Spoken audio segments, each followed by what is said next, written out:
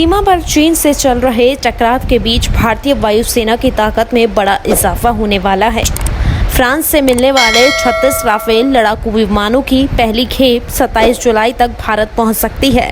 पहली खेप में भारतीय वायुसेना को कम से कम 6 फाइटर जेट मिल सकते हैं।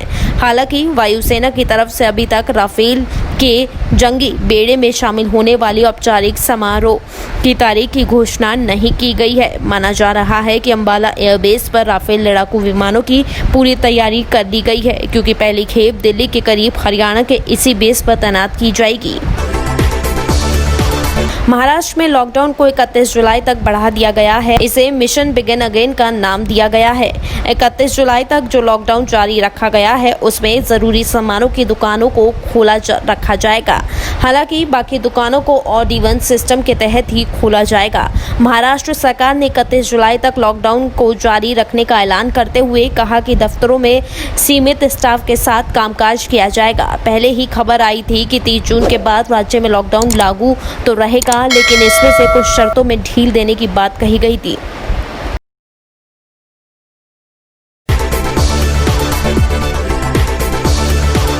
महाराष्ट्र में तेजी से बढ़ रहे कोरोना के मामलों के बीच महाराष्ट्र के मुख्यमंत्री उद्धव ठाकरे ने सोमवार को मुंबई में प्रोजेक्ट प्लैटिना लॉन्च किया। ये प्लाज्मा थेरेपी के जरिए कोरोना से गंभीर रूप से संक्रमितों के इलाज के लिए शुरू किया गया सबसे बड़ा ट्रायल प्रोजेक्ट है। इसके साथ ही इस प्लाज्मा थेरेपी ट्रायल के लिए मुख्यमंत्री सहायता कोष से 20 करोड़ रुपए की फंडिंग की जाएगी।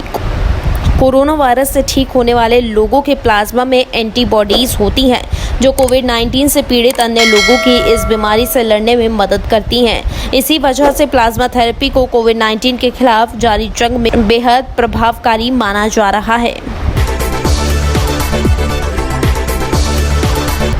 कांग्रेस के पूर्व अध्यक्ष राहुल गांधी ने केंद्र सरकार पर पेट्रोल और डीजल की बढ़ती कीमत को लेकर हमला बोला है। राहुल गांधी ने कहा है कि सरकार पेट्रोल और डीजल के मुनाफाखोरी बंद करे, एक्साइज दर तुरंत घटाए और दाम कम करे। ये बात राहुल गांधी ने speak up against fuel hike campaign के दौरान कही है। बता दें, इससे पहले यूपीए अध्यक्ष सोनिया गांधी ने भी कच्चे तेल की बढ़ती कीमतों को लेकर सरकार पर हमला बोला। राष्ट्रीय राजधानी दिल्ली समेत देश के तमाम हिस्सों में पेट्रोल डीजल की बढ़ती कीमतों के खिलाफ कांग्रेस पार्टी ने सोमवार को विरोध प्रदर्शन किया। इस दौरान कांग्रेस अंतरिम अध्यक्ष सोनिया गांधी ने भी केंद्र सरकार पर निशाना साधा। सोनिया गांधी ने का कहना है कि कच्चे तेल की कीमत गिर रही है, इसका फायदा जनता को देना चाहिए, लेकिन सरकार ने टैक्स बढ़ाकर जनता से 18 लाख करोड़ की अतिरिक्त वसूली की है।